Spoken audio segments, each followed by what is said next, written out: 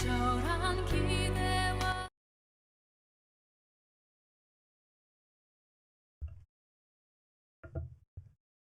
할렐루야.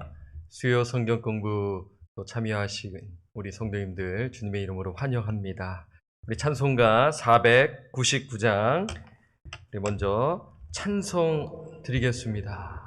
박수 치며 흑암에 사는 백성들을 보라 찬송합니다.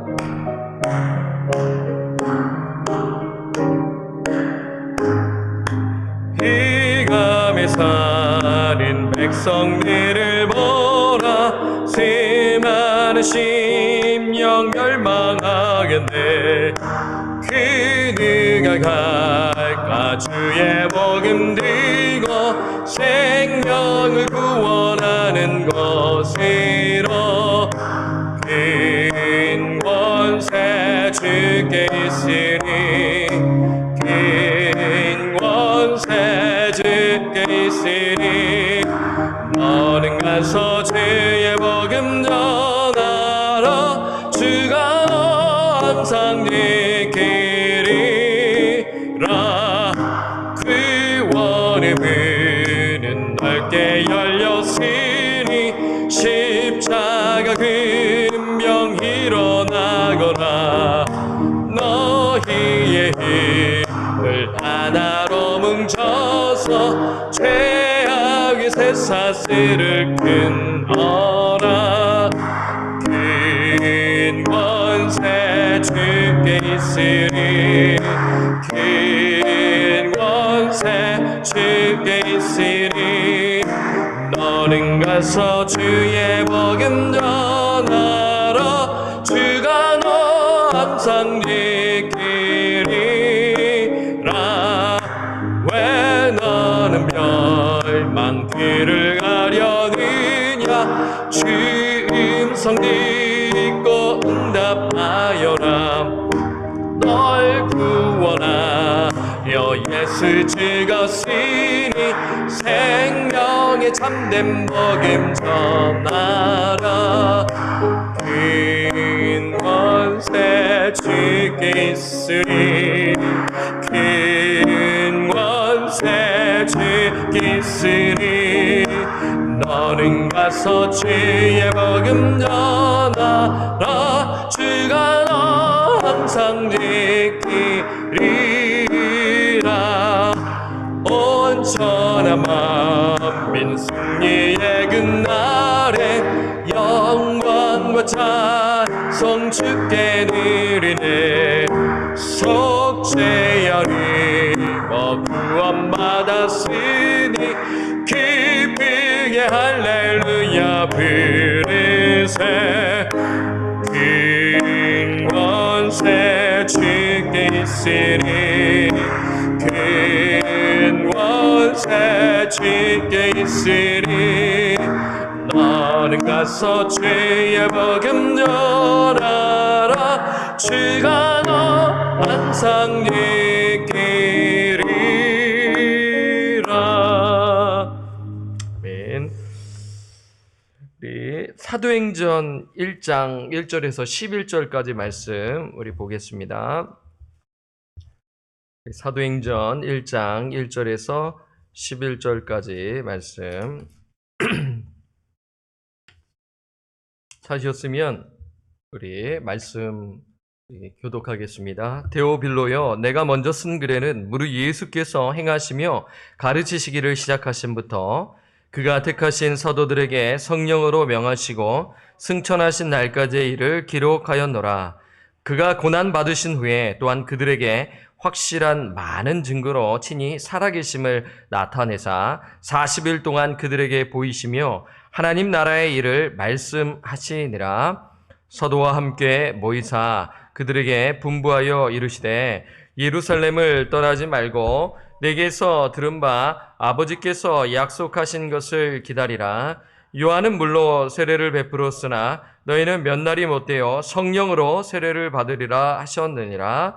그들이 모였을 때에 예수께 여쭈어 이르되 주께서 이스라엘 나라를 회복하심이 이때니까 하니 이르시되 때와 시기는 아버지께서 자기의 권한에 두셨으니 너희가 알 바 아니요 오직 성령이 너희에게 임하시면 너희가 권능을 받고 예루살렘과 온 유대와 사마리아와 땅끝까지 이르러 네 증인이 되리라 하시니라.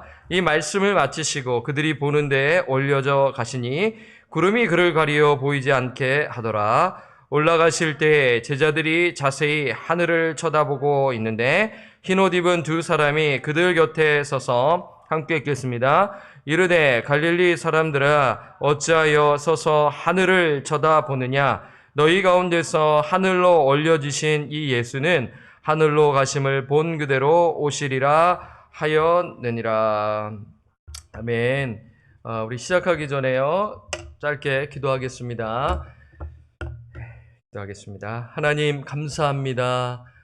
또 지난 3일간 저희들과 함께 하시고 지켜주셔서 이렇게 수요 성경 공부로 또 각 처소에서 온라인으로 하나님을 찬양하고 이렇게 또 말씀을 보게 하심에 감사합니다. 성령 하나님 우리 가운데 임재하시고 또 우리 가운데 충만케 하여 주시사 하나님의 말씀을 귀 기울이며 이 말씀을 붙들며 기도하며 이 말씀을 살아내며 순종하는 우리 모든 권속들 되게 하여 주옵소서. 오늘 선포하는 저와 듣는 이가 하나가 되게 하시고 하나님의 뜻을 헤아리게 하시고 그리고 교회를 사랑하며 또 그리하여 정말 이 말씀을 또 살아내어 하나님을 기쁘시게 하는 그러한 결단이 있는 귀한 시간이 될 수 있도록 인도하옵소서.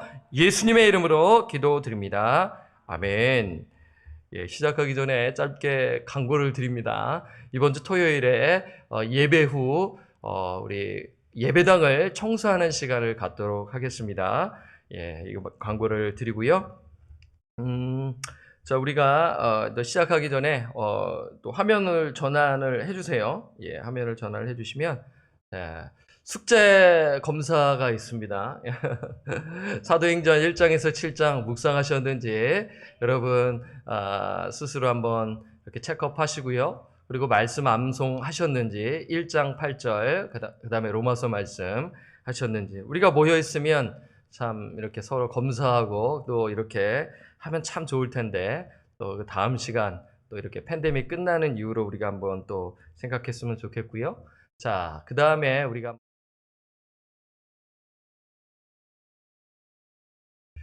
참고도서는 지난 시간이랑 거의 비슷한데 몇 건이 좀 추가됐는데 일부 좀 인용을 한 것을 말씀을 드리고요. 사도행전 ESV 성경공부, 사도행전 성경공부 내용을 조금 참고했고 또 조직신학 웨인 그루뎀이라는 저자가 쓴 그 부분을 인용을 하였습니다. 자, 우리 한번 시작해 보겠습니다. 자, 지난 시간에 우리가 개관을 보았어요. 뭐 서론이라고 볼 수가 있죠. 오늘 이제 시간에는 이제 본격적으로 좀 자세히 말씀을 보도록 하겠습니다. 참 이게 쉽지는 않아요. 그런데 성경을 좀 깊이 보고 싶으신 분들은 이렇게 한자 이렇게 보게 되면 성경이 읽혀지고 그리고 이것을 토대로 인해서 다른 성경을 또 해석할 수 있는 능력을 키우게 되는 것입니다. 그래서 우리가 성경을 공부하고 연구하고 또 그리고 그 이후에 기도하고 그리고 순종할 수 있도록 우리가 하기 위해서는 그 성경 연구가 반드시 필요합니다. 연구하기 전에는 깊은 그 의미를 알 수 없기 때문이죠. 자, 그래서 여러분 물론 저는 믿어요. 수요 성경 공부를 참여하시는 분들은 말씀에 대한 관심과 영혼 구령에 대한 열정 그리고 교회를 사랑하시는 분들이라고 믿습니다. 그래서 이 말씀을 잘 보시고 우리가 지식적으로 끝나는 것이 아니라 실천하는 거예요. 그러한 목적으로 우리가 이 말씀을 보는데요. 자, 서론을 들어갑니다. 핵심 단어가 있죠. 핵심 단어는 시작하심, 하나님 나라와 성령입니다. 그리고 성령 세례, 증인, 그 예수님의 그 승천에 대한 내용이 나와 있어요. 자, 그 다음 한번 보도록 하겠습니다. 구조가 있습니다. 본문 구조가 제가 이렇게 한번 나눠봤어요. 누가복음의 기록 범위가 1절에서 2절, 그리고 3절에서 5절은 하나님 나라와 성령, 그 다음에 제자들의 질문과 예수님의 답변은 6절에서 8절, 그리고 9절에서 11절은 예수님의 승천에 대한 내용이 나와 있습니다. 자, 이렇게 보시고요. 자, 그 다음 슬라이드를 넘겨주시면, 자, 오늘 교재에는 질문이 나와 있지 않아요.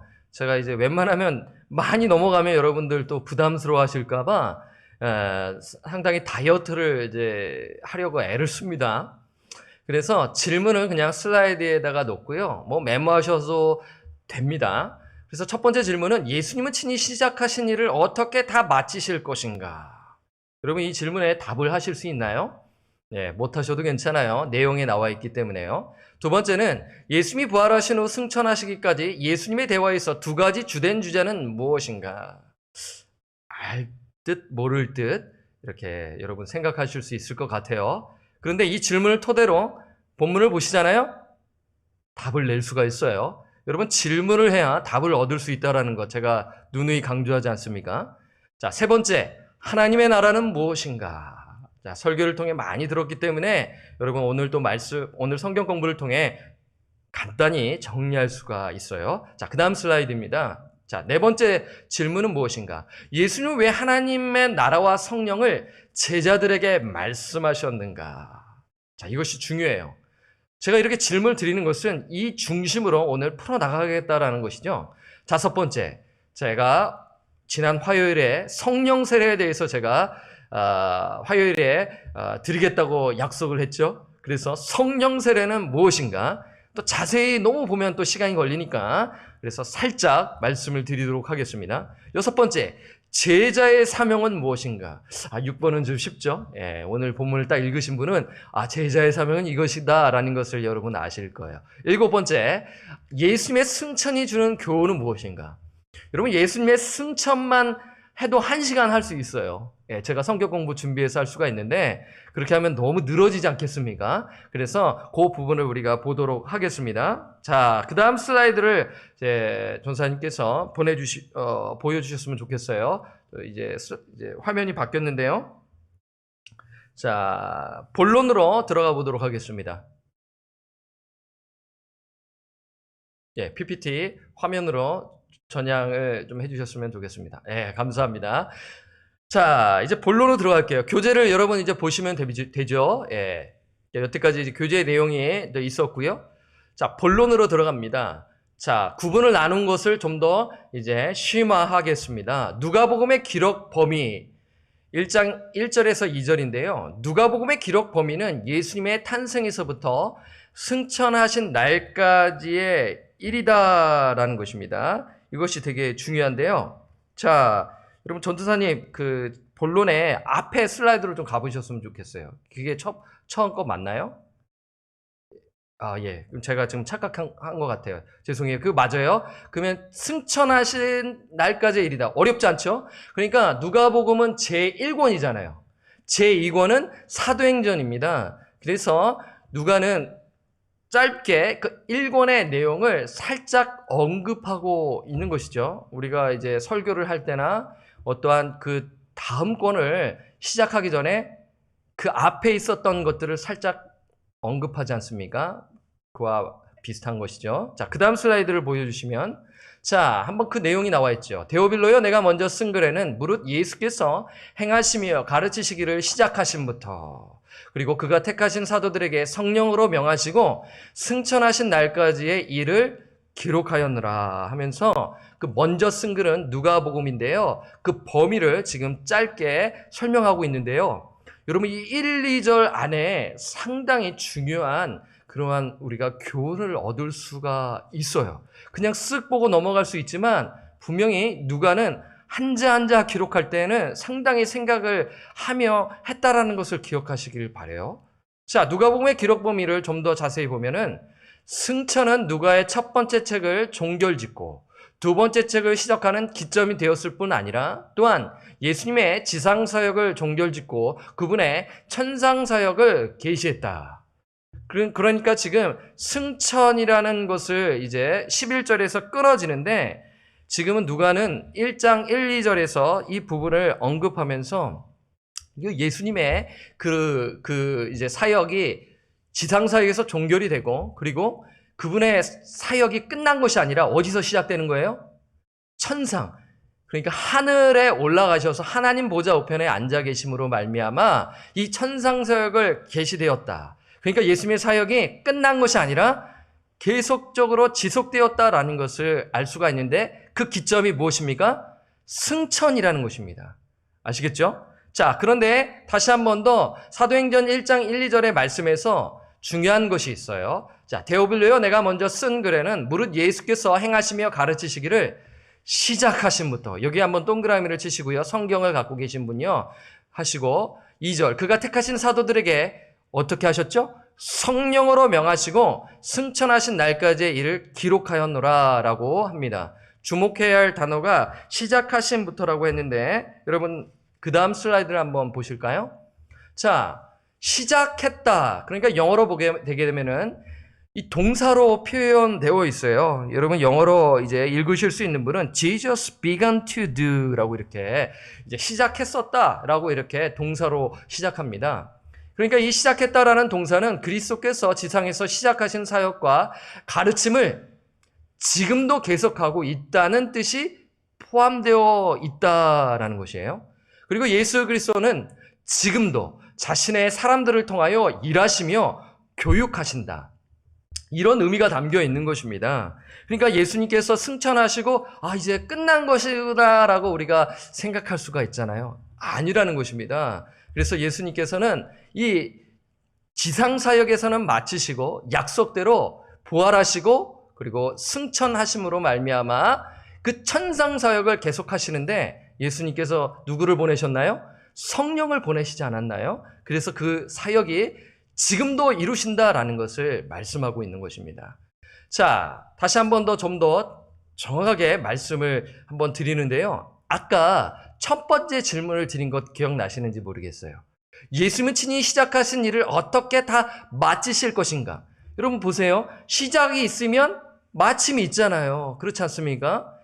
여러분 기독교는요, 이 예수교는요, 이 기존 그런 사람들이 만든 종교하고 달라요. 기존 종교 창시자들은 내가 다 이루었다라고 하면서 이제 그렇게 가르치는데 기독교는 그렇지가 않아요. 물론 우리가 오해하지 말아야 할 것은 예수님께서 대속 사역을 완전히 다 이루셨습니다. 그 부분은 다 이루셨지만 이제 우리 종말론적으로 봤었을 때 하나님의 나라가 완성되기 전까지는 하나님의 그 역사, 그 성령의 역사, 예수님께서 지상에서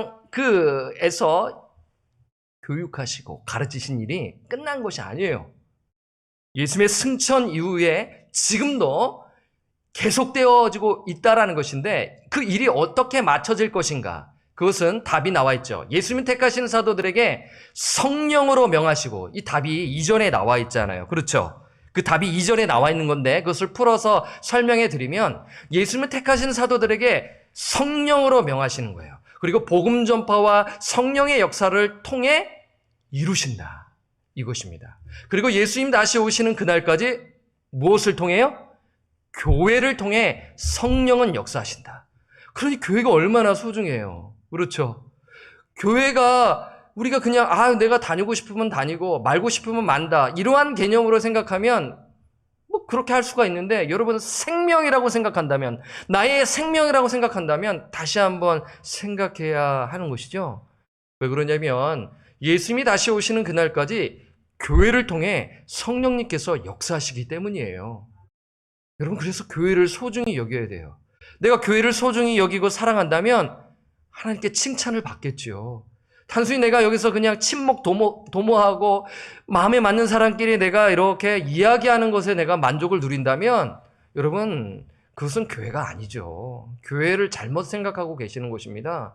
교회는 생명입니다. 교회는 그 하나님의 말씀을 통하여 그 생명의 그 역사가 이루어지는 그러한 소중한 그 예수 그리스도의 피값으로 사신 몸이지 아니하겠습니까? 그래서 이러한 의미가 담겨져 있는 것입니다.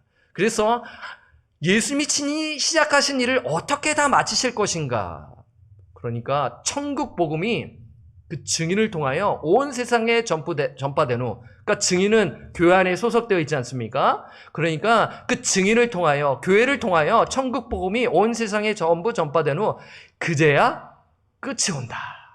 예수님께서 재림하실 것이라고 이렇게 말씀하셨어요. 그러니까 지금 사도행전 1장 1절에서 2절은 상당히 깊은 의미가 담겨져 있는 것입니다. 그래서 예수님께서 시작하신 일이 있다. 그것은 어떻게 마치실 것인가? 이 부분에서 여러분 한번 잘 보시고요. 정리하시고 사도행전을 쫙 또 읽어 내려가시면 성령께서 역사하셨구나. 그리고 지금도 우리를 통하여 역사하시 것이다 라면서 기대를 갖고 우리는 기도하며 교회를 섬겨야 하지 않겠습니까? 이러한 의미를 잘 기억하시기를 바라요. 자, 그 다음 슬라이드로 가보겠습니다. 자, 여러분 이제 그 다음 1, 2절 나갔어요. 그 다음에 이제 3절에서 5절을 보는 것입니다. 여러분 이제 말씀을 여러분 자세히 보게 되면요, 제가 아까도 말씀드렸지만 궁금하게 생기는 거예요. 다른 성경을 봤었을 때 왜, why, what, 무엇이지, how, 어떻게, 이 세 가지를 붙이면서 공부를 하고 그리고 열심히 또 성령님께 구하면서 또 도움을 받아서 알게 되는데요. 자, 이제 자세히 한번 들어가 보겠습니다. 자, 주제는 하나님 나라와 성령입니다. 자, 3절에서 5절 말씀 다시 볼게요. 그가 고난받으신 후에 또한 그들에게 확실한 많은 증거로 친히 살아계심을 나타내사 40일 동안 그들에게 보이시며 하나님 나라의 일을 말씀하시니라. 4절 함께 읽겠습니다. 사도와 함께 모이사 그들에게 분부하여 이르시되 예루살렘을 떠나지 말고 내게서 들은 바 아버지께서 약속하신 것을 기다리라. 5절을 함께 읽을까요? 요한은 물로 세례를 베풀었으나 너희는 몇 날이 못되어 성령으로 세례를 받으리라 하셨느니라. 자, 그 다음 슬라이드를 보겠습니다. 지금은 이제 하나님 나라와 성령에 대한 것인데요. 예수님께서 공생의 때와 부활하신 후 40일 동안 가르치신 중심 주제는 무엇입니까? 하나님의 나라이다 라는 것을 여러분 보세요. 자, 두 번째, 하나님의 나라는 사도들의 사역에 있어서도 중심 주제였다. 지금 여러분 잘 보세요. 지금 제가 따로따로 떼어서 설명하는 것이 아니라 1장 1, 2절과 지금 연결되는 거예요. 1장 3절과 5절도 연결되고요. 그 다음에 뒤에 6절에서 11절이 쫙 연결이 된다라는 거예요. 그래서 여러분들이 성경 공부를 다 마치시고 한번 기도하시면서 오늘 내용을 묵상하시면서 한번 기도하시면 그게 쫙 연결된다면 여러분 말씀을 여러분 잘 알고 계시고 복습하시는 것이에요. 근데 내가 잘 모르겠다. 그럼 한 번 더 들으시면 돼요. 자, 하나님의 나라라는 주제를 예수님께서 지금 말씀하셨고 누가는 그 포인트를 지금 잘 살려서 이 서두, 오늘 이제 사도행전에 시작하는 제목이 뭐예요? 사도행전을 시작하는 말이잖아요. 그러니까 이 사도행전에서의 서론으로 보시면 돼요. 그러니까 지난주에 했던 서론은 그냥 개관으로서의 서론이고 오늘은 진짜 이 책에서의 서론으로 보시면 되는 것입니다. 그러니까 오늘 서론을 잘 또 하시면 앞으로 계속 묵상하는 내용이 반복적으로 나오는구나 라면서 묶어둘 수 있는 그러한 나의 그 능력이 생기지 않겠어요? 오늘 이렇게 보게 되면요, 말씀을 묶을 수 있는 그 통찰력을 갖게 된다라는 것입니다. 자, 그러면 한번 자세히 그러면은 우리가 볼 필요가 있죠. 예수님께서 이 지상에서 이렇게 공생의 사역 가운데서 강조하신 주제가 무엇이냐면 하나님의 나라죠. 그 예를 들어보면 누가복음 17장 20절에서 21절 말씀을 보면, 자, 바리새인들이 이제 예수님께 여쭙는 것이죠. 바리새인들이 하나님의 나라가 어느 때에 임하니까 묻거늘 예수께서 대답하여 이르시되 하나님의 나라는 볼 수 있게 임하는 것이 아니요. 21절 함께 읽을까요? 또 여기 있다 저기 있다고도 못하리니 하나님의 나라는 너희 안에 있느니라. 이렇게 궁금해하고 있지 않습니까? 유대인들의 그 관심은 하나님의 나라예요. 그러니까 메시아가 오게 되면 하나님의 나라가 완성될 것을, 그 메시아 왕국을 기대했기 때문에 지금 예수님이 사람들이 다 그 메시아라고 생각하고 따라다니는 사람들이 있었지 않았습니까? 그래서 바리새인들이 하나님의 나라에 대해서 질문을 던진 거고요. 자, 그 다음에 자, 사도행전 1장 3절에는 예수님이 말씀하셨죠. 그가 고난받으신 후에, 예수님께서 고난받으신 후에 또한 그들에게 확실한 많은 증거로 친히 살아계심을 나타내사, 지금 예수님의 십자가 고난과 부활, 그리고 부활 이후에 예수님께서 40일 동안 제자들에게 나타나셨잖아요. 그때 가르치신 주제가 무엇입니까? 하나님의 나라입니다. 하나님의 나라의 일을 말씀하시니라. 승천 전에 이렇게 제자들에게 하나님의 나라의 일을 말씀하셨다. 중요하니까. 그렇죠. 이것을 기억하면서 증인의 삶을 살라는 측면에서 이 말씀을 잘 전하는 측면에서 예수님께서 신신당부하신 것이죠. 자, 바울이 회심 이후 에베소, 그러니까 이제 1차, 2차, 이제 3차 전도 여행을 이제 다니면서 이렇게 이제 다닐 때 핵심 주제가 무엇입니까? 하나님의 나라입니다. 사도행전 19장 8절에 바울이 회당에 들어가 석 달 동안 담대히 하나님 나라에 관하여 강론하며 권면하되. 그렇죠.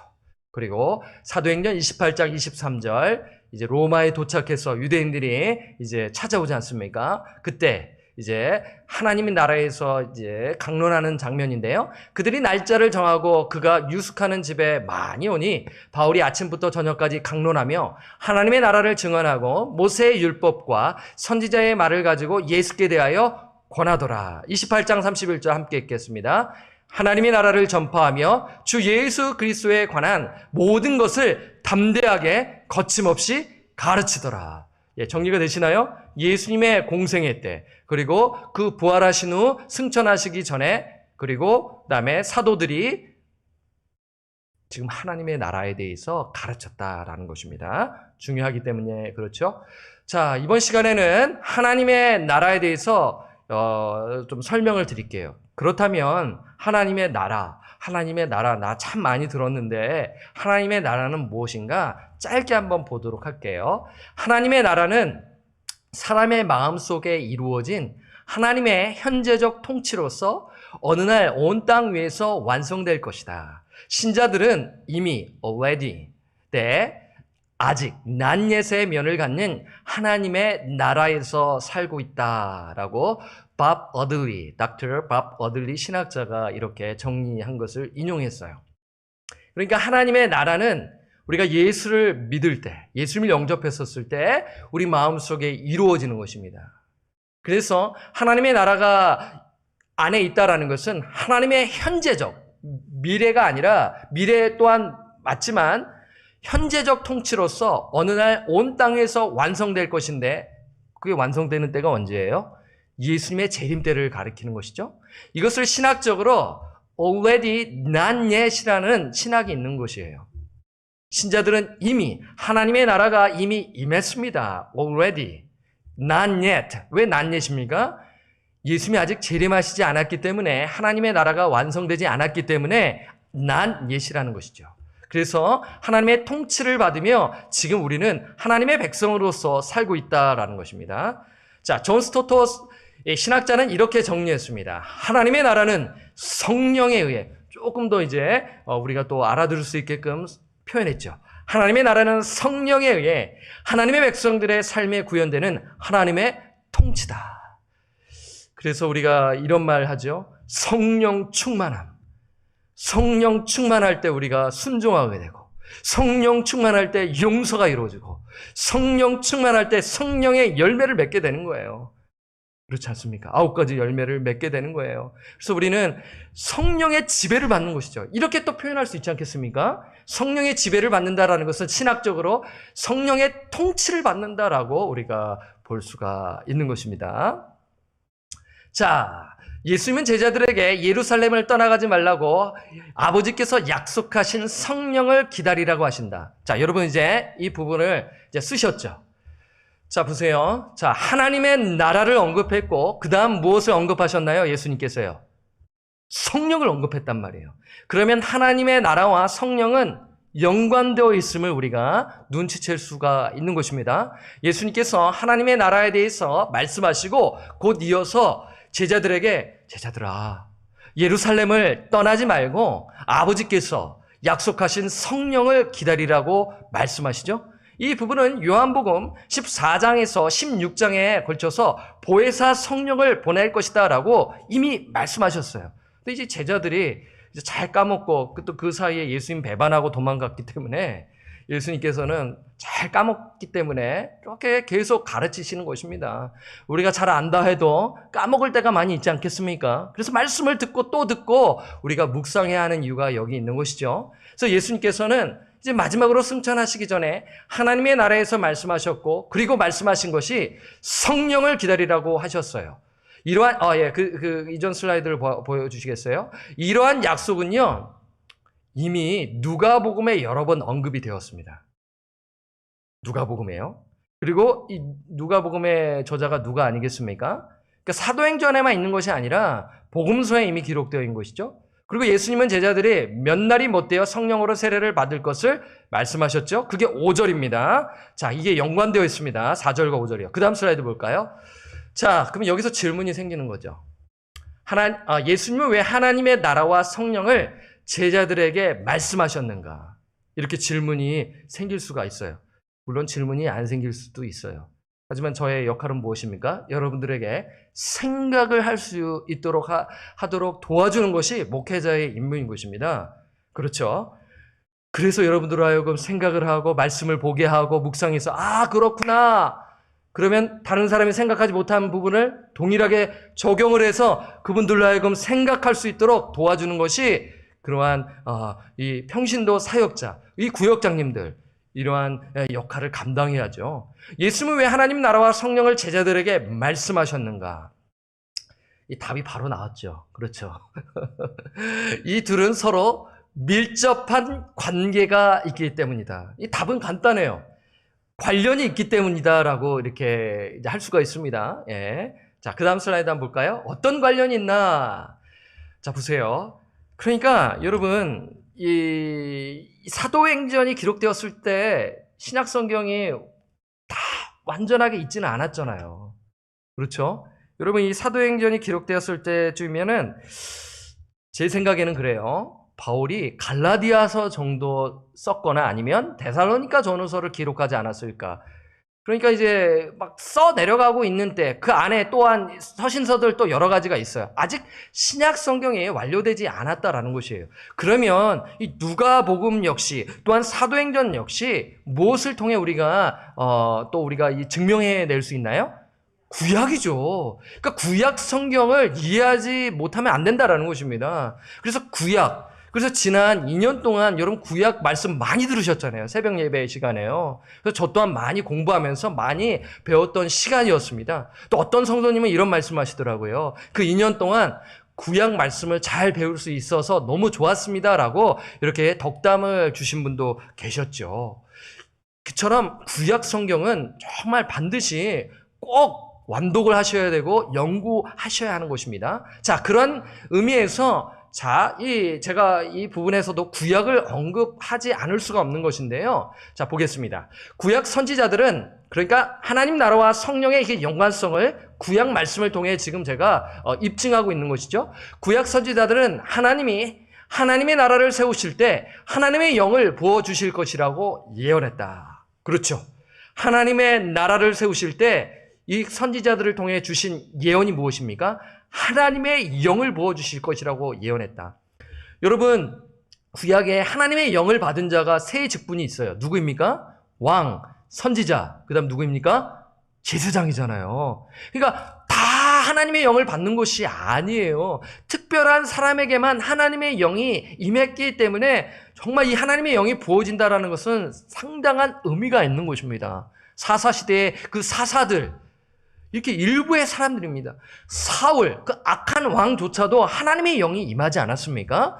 특별함이 있어요. 하나님의 영이 그 성령의 기름 부으심은 상당한 의미가 있는 것인데, 그런데 지금 요엘서 2장 28절에서 29절에 이 예언이 되어 있는데 함께 읽겠습니다. 시작. 그 후에 내가 내 영을 만민에게 부어주리니 너희 자녀들이 장래일을 말할 것이며 너희 늙은이는 꿈을 꾸며 너희 젊은이는 이상을 볼 것이며 그때에 내가 또 내 영을 남종과 여종에게 부어줄 것이며. 여러분, 누가는요 분명히 이 구약 말씀을 기억해 냈을 것이고 혹시 모른다 할지라도 이 바울을 통해서라도 주변의 이 사도들을 통하여서 성경 공부를 통해서 이 말씀을 전수받았을 것으로 생각이 들어요. 어쨌든 중요한 것은 약속된 것이 뭐예요? 하나님의 나라를 세우실 때 하나님의 영을 부어주실 것이라고 예언한 것인데, 여러분 이 부분에서 자 보세요. 그래서 이러한 측면에서 예수님께서도 역시 약속의 말씀에 따라 예수님께서 이 구약 말씀을 가지고 강론하셨고 그 말씀이 내가 이루러 왔다 하면서 말씀하시지 않았습니까? 예수님은 율법을 완성하시러 이 땅에 오셨지 않습니까? 그래서 그 율법을 다 지키셨어요. 갈라디아서 말씀을 통해서 이미 드렸어요. 어떤 사람도 지킨 사람이 없어요. 그 율법을 다 지킨 사람이 없어요. 오직 예수님만, 그 하나님의 의를, 그 율법을 통한 하나님의 의를 이루신 분은 딱 한 분이신데 예수 그리스도이시라는 것이죠. 그래서 그 예수님 역시 그 약속의 말씀, 그 구약 그 말씀에 따라 하나님의 나라를 말씀해 주셨고요. 그리고 성령을 제자들에게 말씀해 주셨어요. 그 내용이 오늘 본문에 나와 있고요. 그래서 여러분 1장 6절에 제자들이 예수님께 주께서 이스라엘 나라를 회복하심이 이때니까 라며 질문하였죠. 이유가 있는 거예요. 생뚱맞게 갑자기 그냥 뜬금없이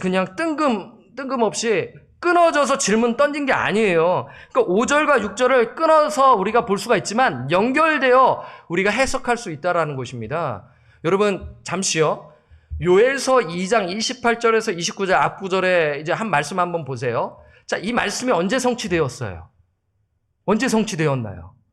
사도행전 2장에 성취되었잖아요. 그렇죠? 곧 이제 2주 뒤에 볼 것인데요. 2주 뒤에 이 부분을 제가 말씀을 드리는데 그것도 워낙 길기 때문에 3주 뒤가 될지도 모르겠어요. 어쨌든 이 약속의 말씀이 성취가 된 것입니다. 이 성취 직전이에요. 아시겠죠? 그 다음 슬라이드 보여주시고요. 그래서 이러한 질문이 나온 겁니다. 하나님의 나라와 그리고 성령에 대한 이러한 제자들의 인식. 물론 제자들은 이 하나님의 나라를 이스라엘 나라로 생각한 것인데 오해한 것이죠.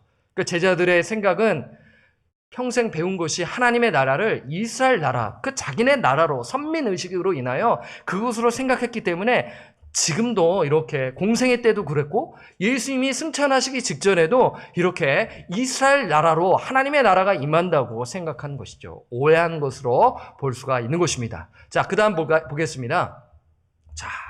자, 여기서 이제 성령 세례란 무엇인가?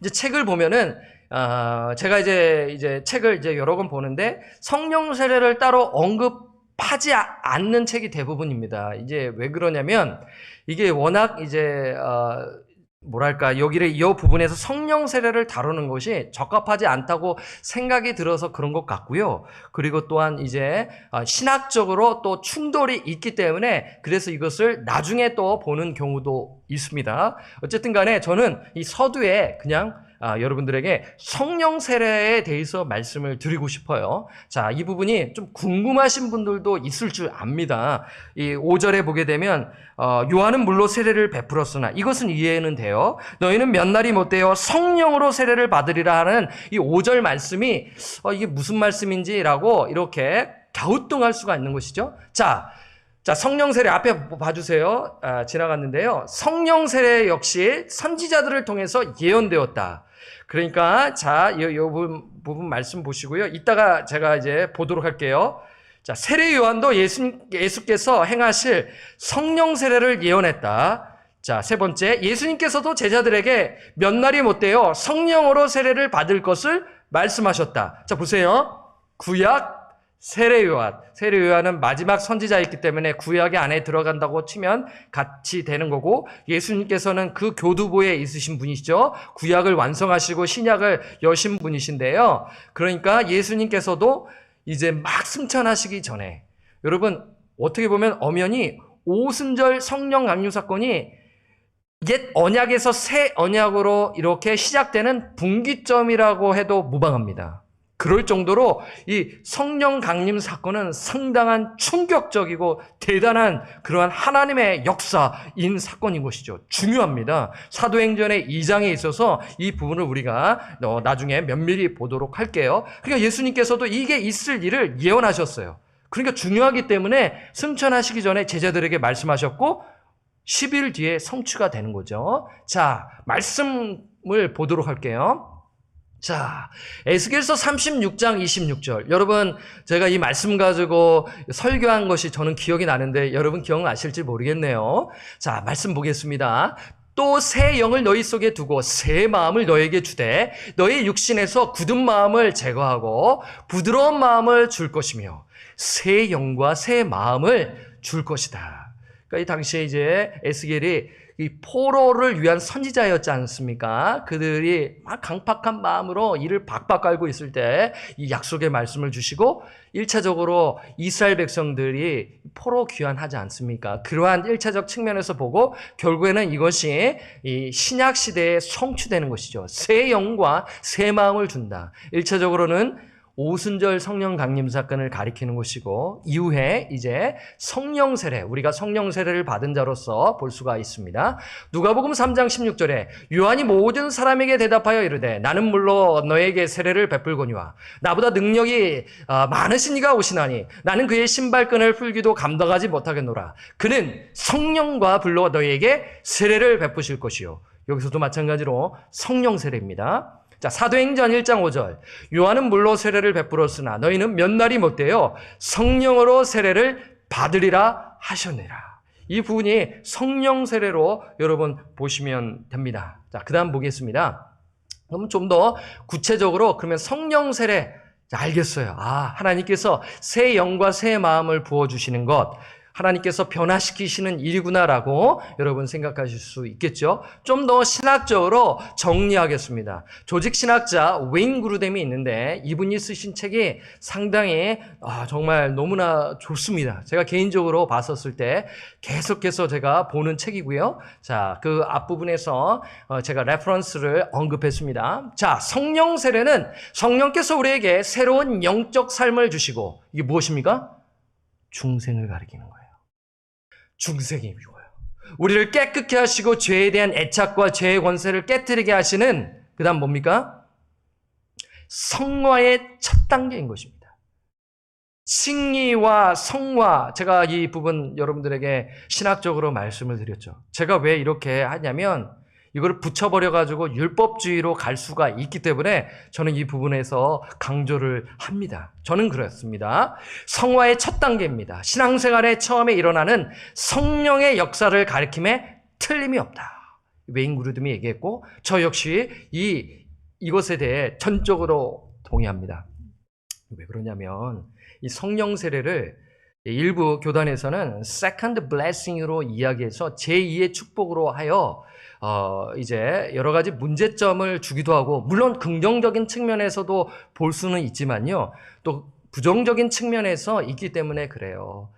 무엇이냐면 세컨드 블레싱을 이 성령 세례를 이 중생으로 안 보고 이 중생 이후에 나타나는 또한 성령 세례로 보는 견해가 있는데요. 그러니까 그것을 세컨드 블레싱을 방언으로 보는 것이에요.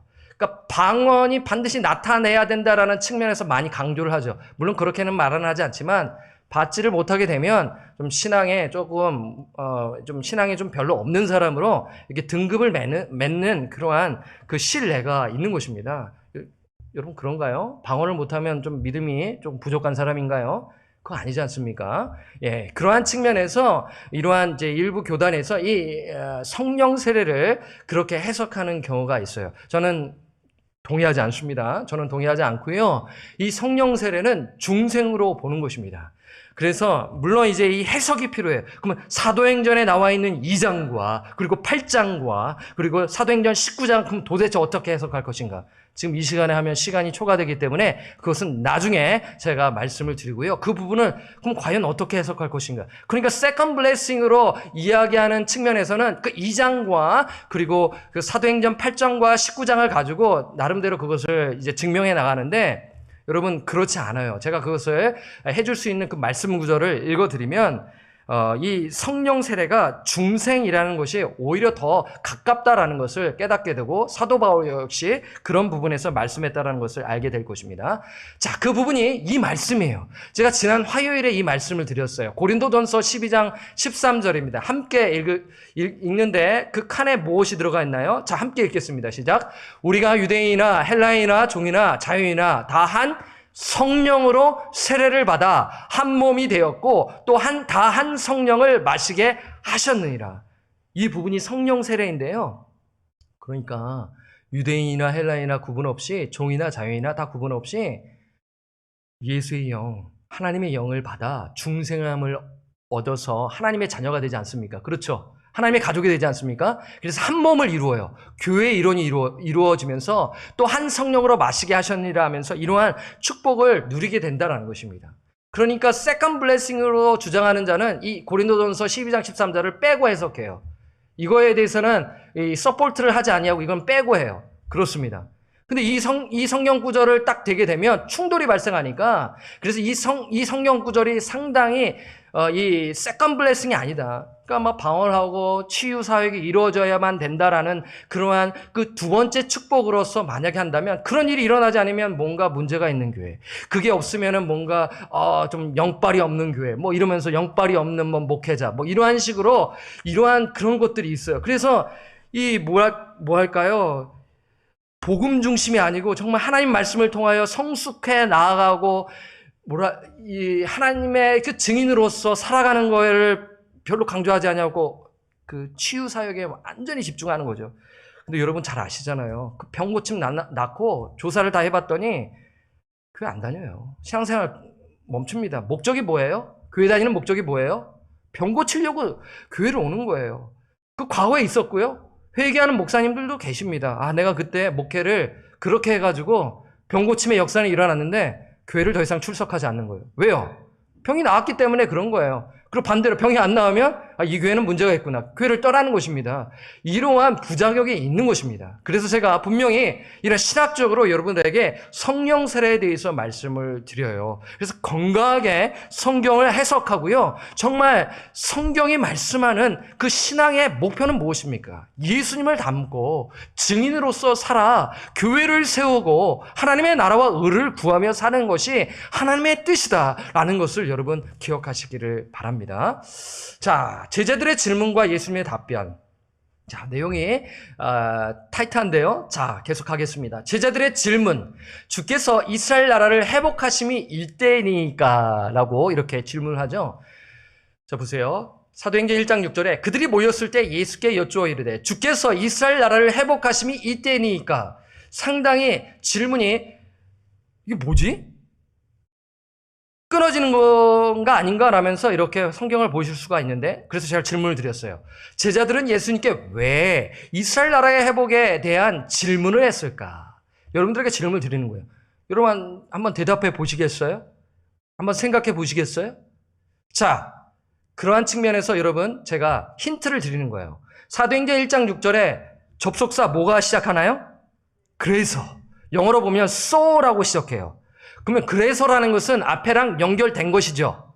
그래서 그들이 모였을 때, 그럼 그래서 그들이 모였을 때 그 전에 예수님이 어떤 말씀을 들었어요?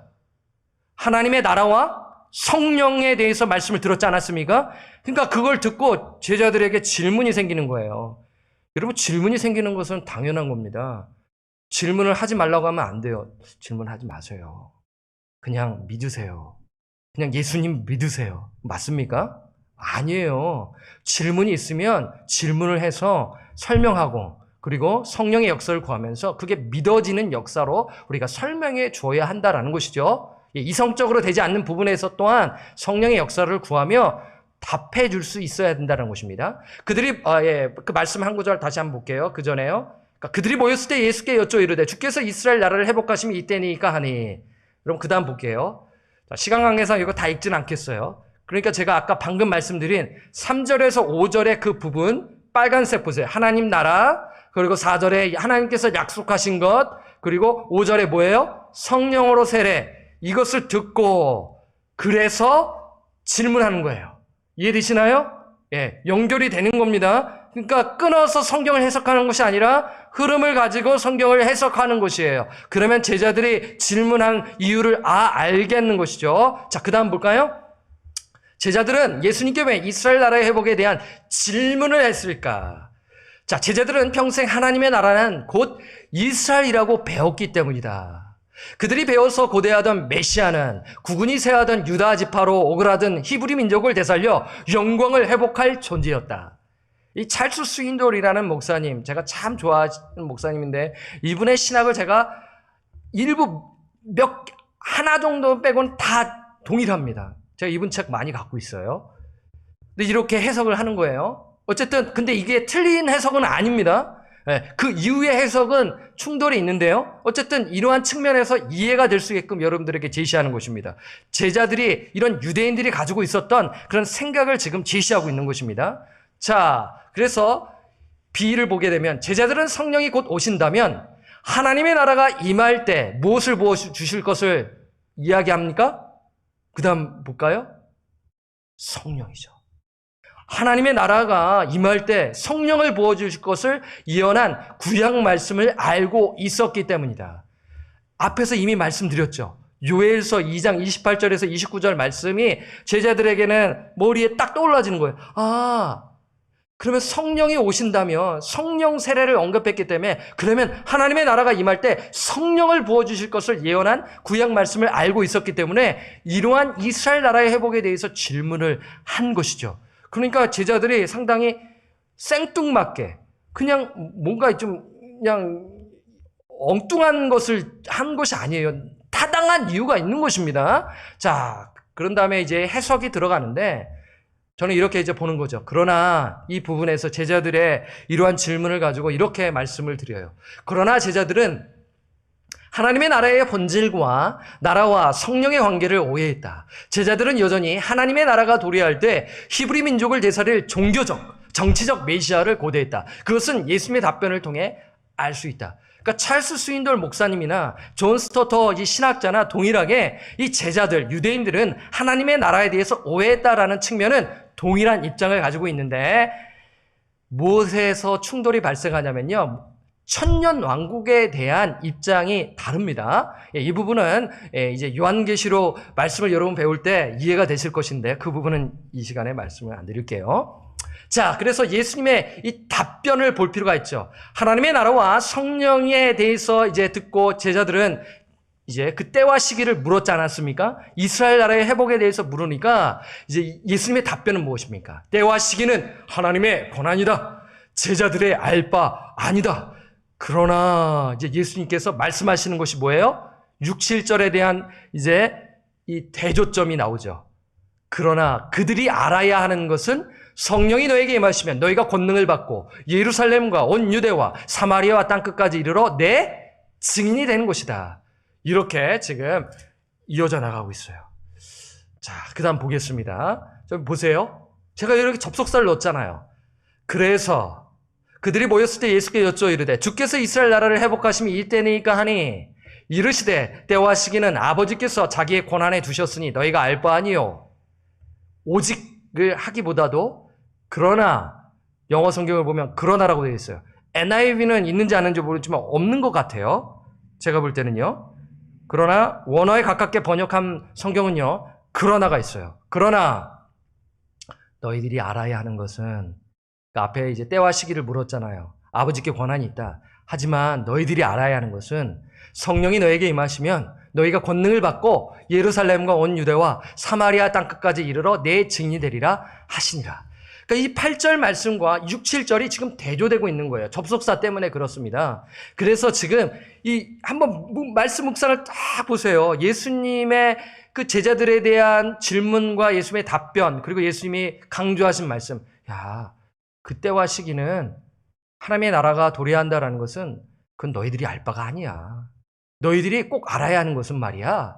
성령이 너에게 임하시면 너희가 권능을 받고 예루살렘과 온 유대와 사마리아 땅끝까지 이르러 내 증인이 되어야 한다라는 것이에요.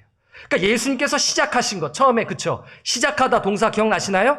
그것이 성령을 통하여 이 사도들에게 명하시고 이제 너희들이 관심을 가지고 나아가야 할 것은 성령이 임하면, 너에게 임하시면 너희가 권능, 그 능력을 받고 예루살렘과 온 유대와 사마리아 땅끝까지 이르러 내 증인이 되어야 한다. 이것이 너의 관심이 되어야 되고 너희가 이것을 해야 돼. 이것이 너에게 맡겨진 사명이야 하면서 예수님께서 이 승천하시기 전에 지금 말씀하고 있는 것입니다. 그러니까 앞에 그 말씀이 다 연결되고 있다는 것을 여러분 기억하시면 되고요.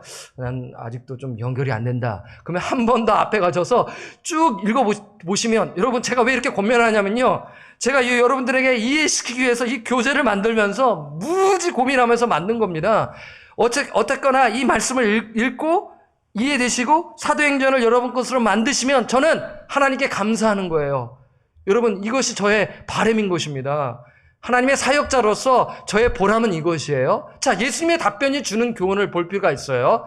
자, 그러니까 지금 예수님께서 제자들의 답변을 주시면서 우리가 생각할 수 있는 교훈이 있어요. 첫째, 모든 그리스도인들은 그리스도가 초림 시에 이루신 것들을 알고, 그렇죠, 공생의 가운데 예수님께서 하신 마태, 마가, 누가, 요한의 내용, 말씀을, 이러한 것들을 알리고, 또한 사람들에게 예수님의 재림을 대비해서 죄를 회개하고, 그 재림 대비해서 죄를 회개하고 예수님을 믿으라고 어떻게 해야 되나요? 전도해야 한다. 이것이에요. 증인의 역할이 이것이에요. 그러니까 여러분, 초림 시에 예수님께서 하신 그 사역을 여러분 복음 증거를 통하여 간단하게 전할 수 있어야 되고, 성경 공부를 통하여 우리가 지금 요한복음 공부하고 있잖아요. 그렇죠? 여러분, 뭐 어떤 교재나 비슷해요. 연결해서 성경을 해석할 수 있는 거예요. 이 교재가 좋아요. 저 교재가, 물론 교재 선택 잘해야 됩니다. 제 개인적으로는 그래요. 지금 교재 괜찮아요. 어떻게 해석하고 어떻게 가르치고 어떻게 소화하느냐가 중요하고요. 그리고 그것을 토대로 해서 연관시켜서 성경을 통찰력 있게 해석하는 것이 더 중요하다고 저는 보거든요. 그래서 여러분, 이 부분에서 우리가 예수님의 그 증인이 되어야 된다. 예수님의 답변해 주는 교훈이 이것을 기억하시는 것이 중요합니다. 둘째, 하나님의 나라는 세상의 힘에 의해 확장되는 것이 아니라 증인들을 통한 복음 전파와 성령의 역사를 통해 하나님의 나라가 확장된다. 셋째, 하나님의 영이 임하면 성령의 통치를 받게 되며 하나님의 능력을 삶 속에서 누릴 수 있다. 어디에서요? 이 땅 가운데서입니다. 그러니까요, 이 능력을 체험하지 못하잖아요. 그냥 교회만 출석하고요, 교회에 그냥 문제점만 보고요. 물론 문제점 해결해야 합니다. 여러분, 교회가 가지고 있는 그 축복과 그 능력을 맛보지 못하고 그냥 개인주의 신앙으로 살다가 그냥 마무리하는 거예요. 안타까운 것입니다. 그냥 오로지 나만 은혜 받고 나만 잘 되고 내 자녀들만 잘 되는 그러한 신앙 속에 머물잖아요. 여러분, 뭔가 일어나지 아니하고 만족함이 이루지 않으면 금방 실망해 버려요.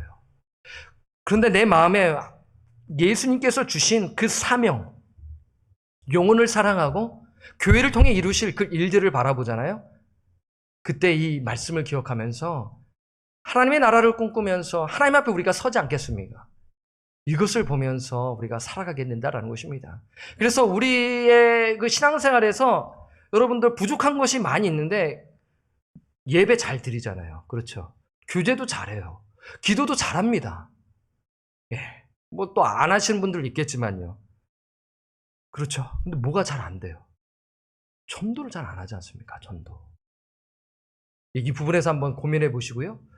승천으로 가보겠습니다. 그리스도의 승천. 예수께서 육신을 가지시고 지상에서 하시던 사역의 마침이었다. 주님은 구름을 타고 그 형상대로 사람들이 보는 가운데 다시 오실 것이다. 이 승천, 떨어져 있는 말씀이라고 생각할 수 있겠지만 전혀 그렇지 않습니다. 이 승천은요, 앞의 말씀을 다 확실하다라는 것을 증명해 주는 것이에요. 이 말씀을 마치시고 그들이 보는 데 올려져 가시니 구름이 그를 가리어 보이지 않게 하더라. 올라가실 때 제자들이 자세히 하늘을 쳐다보고 있는데 흰옷 입은 두 사람이 그를 곁에 서서 이르되, 갈릴리 사람들아 어찌하여 서서 하늘을 쳐다보느냐? 너희 가운데서 하늘로 올려지신 이 예수는 하늘로 가심을 본 그대로 오시리라 하였느니라. 여러분, 이 말씀이 무엇이냐면 예수님의 승천은 신화가 아니고 진짜다. 그러니까 누가가 거짓말로 쓴 것이 아니라 진짜라는 것을 이야기해주고, 결국 예수님께서 부활하셨고 예수님께서 고난을 당하시고 부활하셨고 부활하신 예수님께서 승천하셨고 예수님의 사역이 시작되었다. 예수님의 그 사역이 제자들을 통해 이루시려면 어떻게 하셔야 되나요?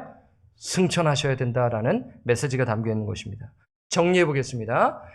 예수님의 승천, 그리스도의 승천은 예수님이 하나님의 보좌 앞에서 우리를 위한 중재자, 중보자, 대변자로서 항상 인류를 대표해 주실 것을 보증한다. 우리는 그리스도의 승천으로 인해 다음과 같은 사실을 확실하게 확신할 수 있게 되었다. 확신입니다. 확신이요. 즉 예수님의 유일무이한 부활 사건이 구속함을 입은 자들에게 영원한 부활의 길을 열어주셨다는 사실이다. 예수님은 자기 백성들의 거할 처소를 예비하기 위해 요한복음 14장이 나오죠. 그것을 증명해 주신 것입니다. 그리고 성령을 보내어 증언과 권능의 사역을 완수하기 위해 그렇죠. 보혜사 성령을 보내주시겠다. 그리고 승천하셨다. 저스틴 홀콤이라는 사람이 이렇게 정리한 것을 인용했습니다. 자, 그 다음 슬라이드 보시고요. 네, 마쳤어요. 자, 뒤에 있는 것은 제가 다음 시간에 할게요. 딱 1시간이 되었기 때문에 시간 약속을 지키기로 하겠습니다. 사도행전 7장에서 14장을 묵상하는 것입니다. 죄송해요. 8장이죠. 8장, 8, 9, 10, 11, 12, 13, 14. 8장에서 14장입니다. 예, 1장에서 7장 이미 하셨죠? 그리고 말씀 암송, 사도행전 1장에서 8절, 로마서 3장 23절, 6장 23절, 5장 8절, 10장 9절에서 10절 여러분 암송하시고요. 그리고 제가 오늘 진행하려는 것이 있는데 이 다음 시간에 하겠습니다. 저도 좀 여유 있게 또 해야 하는 측면이 있기 때문에 여러분 이 부분은 공개하지 마시고요. 한 구절로 전도하기. 다음 시간을 기대하시면서 한 구절로 어떻게 전도가 가능할까? 네, 가능합니다. 다음 시간을 기대하시고 제가 첫 시간에 이 부분을 여러분들에게 다루도록 할게요. 한 구절로 전도하기 혹은 그 후반부에 다루든지 초반부에 다루든지 제가 한번 고민해 보도록 하겠습니다. 그 다음 슬라이드는 보여주지 마시고요. 우리가 이제 바로 마쳤고요. 찬양으로 하겠습니다. 예, 1시간이 후딱 갔습니다. 여러분들 좀 정신 없으셨으리라고 생각이 드는데 다시 돌려보기가 가능하기 때문에 제가 이렇게 또 했습니다. 이게 이제 모여 있으면 또 분량도 또 체크업하고 또 눈도 이제 아이 컨택도 하면서 좀 이해하시나 또 이런 것도 확인할 수가 있는데 전혀 앞에는 사람이 없고요. 그냥 혼자서 하기 때문에 좀 그래도 적응은 됐습니다. 적응은 됐지만 이게 여러분들의 그 눈빛을 보면서 또 웃으면서 이렇게 좀 여유 있게 해야 되는데 이해해 주십시오. 이제 혼자 하다 보니까 속도가 또 붙어서 또 이게 슬라이드가 또 휙휙 지나가가지고 이 답을 달려다가 이거 놓쳤네. 그건 돌려보기 하시면 되지 않습니까? 그렇게 하셔서 또 하시고요. 답다는 것보다 중요한 것은 말씀의 의미를 이해하는 거예요. 그리고 그 말씀 붙들고 기도하고 실천하는 것이 중요하지 않겠습니까? 이러한 은혜가 충만하시기를 주님의 이름으로 간절히 축원합니다. 아멘. 자, 우리 찬송가 우리 505장 우리 찬송하면서 우리 이 말씀 우리 기억하며 박수치며 찬양하겠습니다.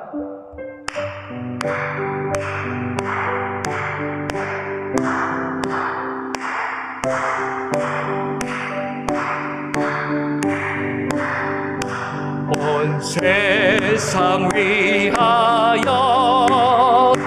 나 복음 전하리 만 백성 모두 나와서 주 말씀 드리라 죄중에 빠져서 헤매는 자들아 주님의 음성 듣고서 너희 원받으라 전하고 기도해 매일 증인되리라 매일 증인되리라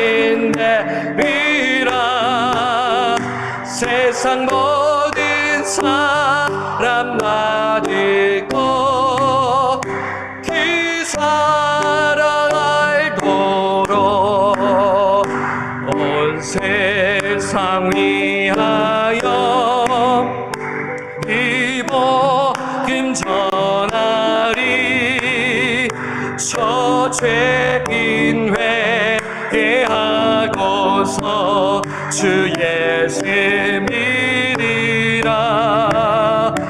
이 세상 구하며 주 떠나가신 것 나 증거하지 않으며 그 사랑 머리를 전하고 기도해 전하고 기도해 매일 증인 되리라.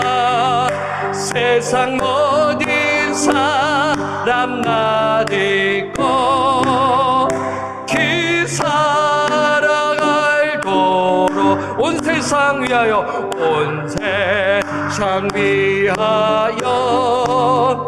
주의 희망이 주 예수 이름 비비어 이 복음 전하자. 먼 곳에 나가서 전하지 못해도 나 어느 곳에 있든지 늘 너 힘쓰니 전하고 기도해 전하고 기도해 매일 증인 되리라. 세상 모든 사람 다 듣고 그 사랑 알도록. 우리 마치기 전에 통성으로 기도하겠습니다. 잃어버린 영혼을 위해 기도하고 그리스도의 증인으로 살게 하소서. 한 구절 전도법으로 여러분 한번 뒤에 이면지를 제가 드렸잖아요. 한번 고민해 보세요. 저는 한번 실천해 보겠습니다. 그래서 잃어버린 영혼을 위해 기도하고 그리스도의 증인으로 살게 하소서. 저는 믿어요. 이 삶을 실천하는 교회는 건강하게 성장하게 될 줄 믿습니다. 생명의 말씀, 복음이 선포될 때 중생의 역사가 일어나게 하소서. 이것이에요. 그래서 우리가 복음으로 무장하고 말씀으로 무장해야 하는 것입니다. 이러한 목표를 가지고 사도행전을 공부하는 것이죠. 그래서 제가 다음 시간에 한 구절 전도법을 드려서 여러분 꼭 실천하는 방향으로 여러분들을 돕도록 하겠습니다.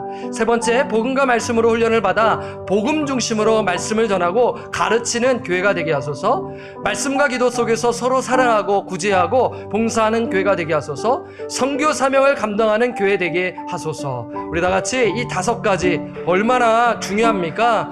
성령이여 역사하여 주셔서 영혼 구원에 대한 마음을 갖지 않는 영혼들이 이 말씀을 깨닫고 함께 동참하여 교회의 사명을 자각하며 아버지 앞에 한 걸음 한 걸음 나아가는 성령의 역사가 있게 해달라고. 여러분 무엇을 위해 기도하시겠습니까? 이 기도 제목을 두고 기도할 때 일꾼들이 세워지고 이 방주교회가 새크라멘토에 있어 정말 선교 사명을 감당하여 하나님께 영광을 돌리는 교회가 될 줄 믿사오니 우리가 다 같이 한번 뜨겁게 온라인이지만 우리 이 사명을 감당하는 방주 선교회가 되게 해달라고 다 같이 한번 기도하며 나아가겠습니다.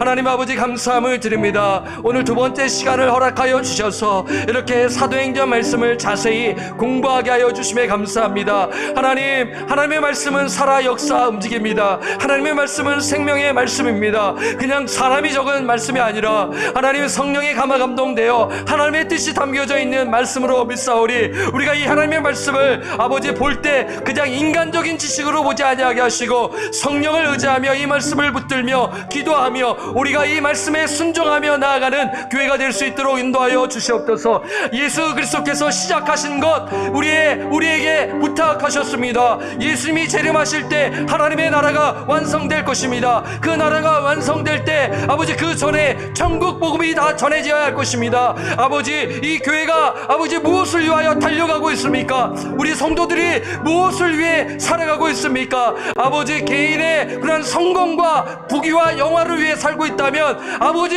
그러한 삶으로 산다고 고백은 하지는 아니하지만 우선순위가 바뀌어 있다면 아버지, 말씀을 통하여 깨닫게 하여 주시고 예수님의 제자로 증인으로 살아가는 놀라운 역사가 있게 하여 주시기를 기도합니다. 복음 사역자들이 아버지 배출되게 하여 주옵소서. 증인들이 나타나 아버지 앞에 엎드리며 복음으로 무장하여 잃어버린 영혼들, 혹시 자녀들이 예수님을 만나지 못한 것이 확인되어지고 고백되어진다면 그 자녀들을 위하여 눈물로 기도하고 복음을 나누면서 아버지 매일매일 정말 이 증인의 삶을 살아가도록 인도하여 주옵소서. 우리 방주교회 복음 사역자, 복음 중심으로 아버지 일꾼들을 배출해내어 아버지 앞에 엎드리며 선교사님들을 후원하고 이 방주교회에서 훈련받아 아버지께 영광 돌리는 새 언약의 일꾼, 화목하게 하는 직분자들을 배출해내는 그러한 놀라운 교회가 되게 하여 주옵소서. 예수님의 이름으로 간절히 기도드립니다. 아멘.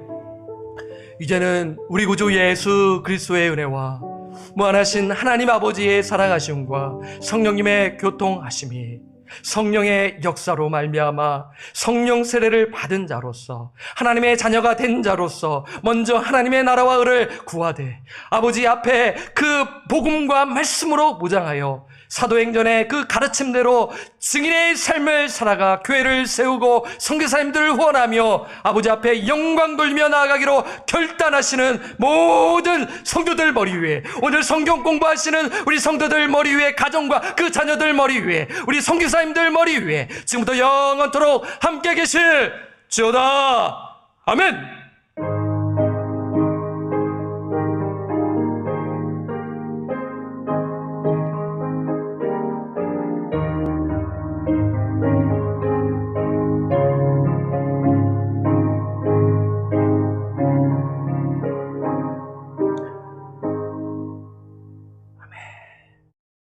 마쳤습니다. 다음 시간을 기대하시고요.